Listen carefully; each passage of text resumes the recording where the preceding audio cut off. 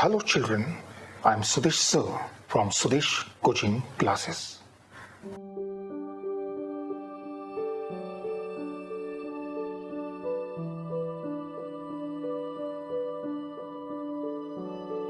James Alpha White, 1916 to 1995, was a British veterinary surgeon and author, better known by his pen name James Herriot. He wrote his own experiences about veterinary practice, animals and their owners. A triumph of surgery. This is a story about Ricky, a very bad dog who is pampered and overfed by his rich mistress. He falls seriously ill and his mistress consults a veterinary surgeon. When this doctor performs surgery, will the dog recover? Will this surgery be successful? Let us study the lesson, a triumph of surgery. I was really worried about Ricky this time. I had pulled up my car when I saw him in the street with his mistress and was shocked at his appearance. He had become hugely fat, like a bloated sausage with 8 legs at each corner. His eyes, bloodshot and gloomy, stared straight ahead. And his tongue lolled from his jaws. Mrs. Pumphrey hastened to explain. He was so tasteless, Mr. Herriot. He seemed to have no energy. I thought he must be suffering from malnutrition, so I have been giving him some little extras between the meals to build him up. Some malt and cod liver oil, and a bowl of Horlicks at night to make him sleep. Nothing much, really. And did you cut down on the sweet things as I told you? Oh, I did for a bit, but he seemed to be so weak. I had to relent. He does love cream cakes and chocolates, so I can't bear to refuse him. I looked down again at the little dog. That was the trouble. Ricky's only fault was greed. He had never been known to refuse food. He would tackle a meal at any hour of the day or night, and I wondered about all the things Mrs. Pumphrey hadn't mentioned. Are you giving him plenty of exercise? Well, he has his little box with me, as you can see. But Hodgin, the gardener, has been down with lumbago, so there has been no rain flowing lately. I tried to sound severe.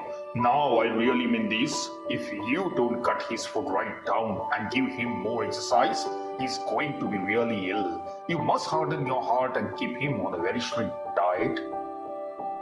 Mrs. Pumphrey bring her hands. I will, Mr. Herriot. I'm sure you're right. But it's so difficult. So very difficult. She set off head down along the road as if determined to put the new regime into practice immediately. I watched her progress with growing concern. Ricky was tottering along in his little tweed coat. He had a whole wardrobe of these coats for the cold weather and a raincoat for the wet days. He struggled on, groping in his harness. I thought it wouldn't be long before I heard from Mrs. Pumphrey. The expected call came within a few days. Mrs. Pumphrey was distraught. Ricky would eat nothing, refused even his favorite dishes, and besides, he had bouts of vomiting. He spent all his time lying on the rug, panting, didn't want to go for walks, didn't want to do anything.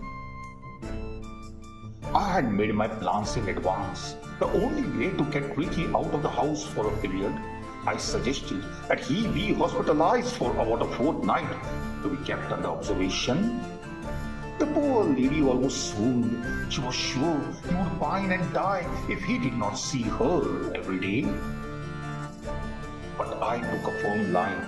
Ricky was very ill, and this was the only way to save him. In fact, I thought it best to take him without delay.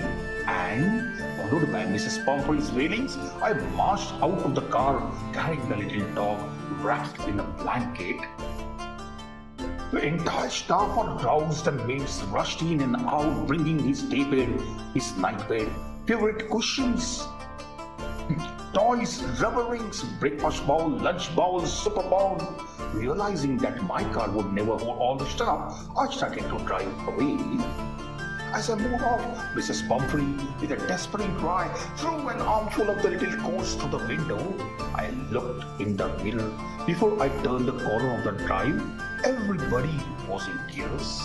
Out on the road, I glanced down at a pathetic little animal gasping on the seat by my side. I patted the head, and Ricky made a brave effort to wag his tail. Poor old lad, I said, you haven't a kick in you, but I think I know a cure for you. At this surgery, the household dogs surged around me. Ricky looked down at a noisy bag with the dull eyes and then put down, lay motionless on the carpet. The other dogs, after sniffing him round for a few seconds, decided he was an uninteresting object and ignored him. I made up a bed for him in a warm, loose box next to the one where the other dogs slept. For 2 days, I kept an eye on him, giving him no food but plenty of water. At the end of the second day, he started to show some interest in his surroundings, and on the third, he began to whimper when he heard the dogs in the yard. When I opened the door, Ricky trotted out and was immediately engulfed by Joe, the greyhound, and his friends. After rolling him over and thoroughly inspecting him, the dogs moved off down to the garden. Ricky followed them, rolling slightly with his surplus fat. Later that day, I was present at the feeding time. I watched my Tristan slop the food into the bowls. There was a usual headlong rush, followed by the sounds of high-speed eating. Every dog knew that if he fell behind the others, he was liable to have some competition for the last part of his meal.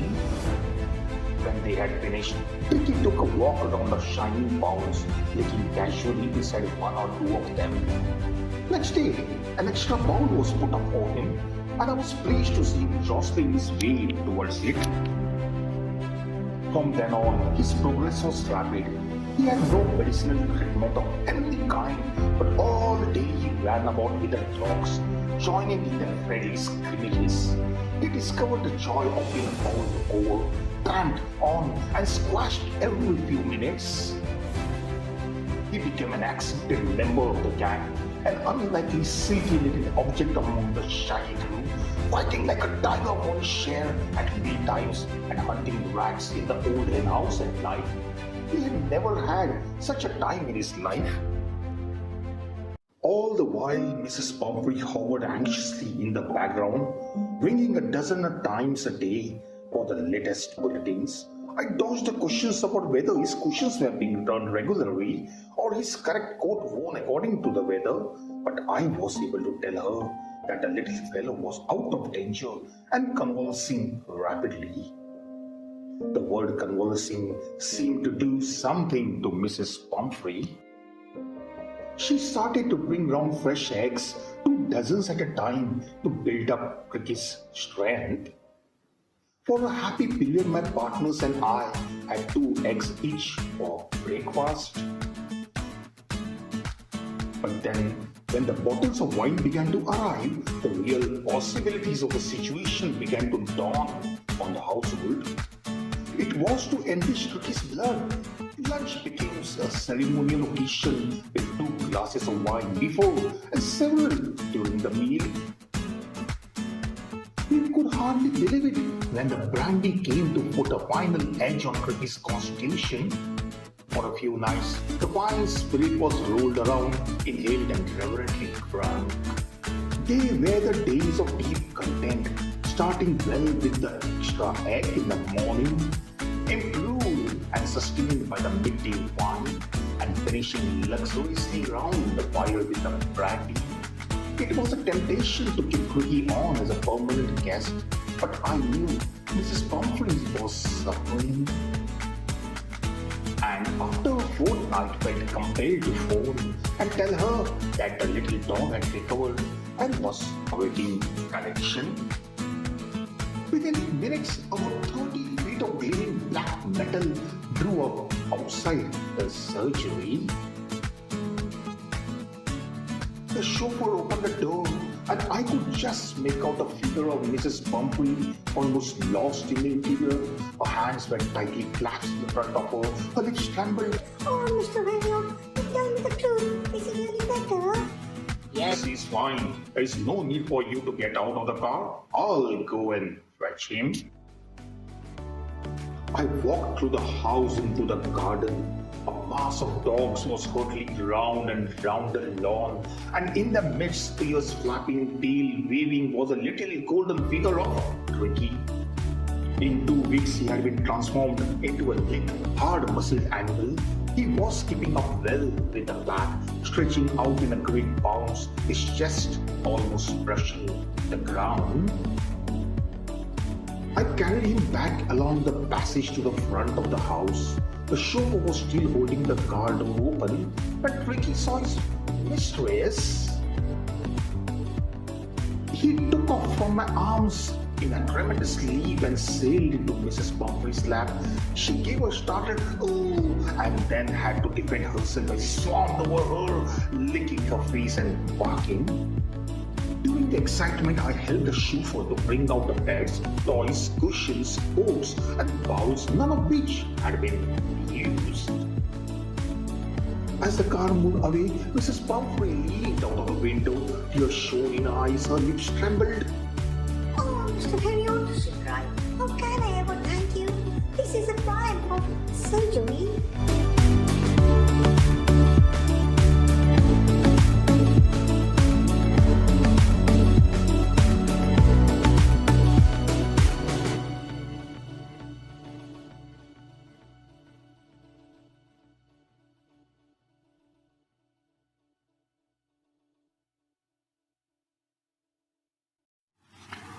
Hello children, I'm Sudesh from Sudesh Coaching Classes.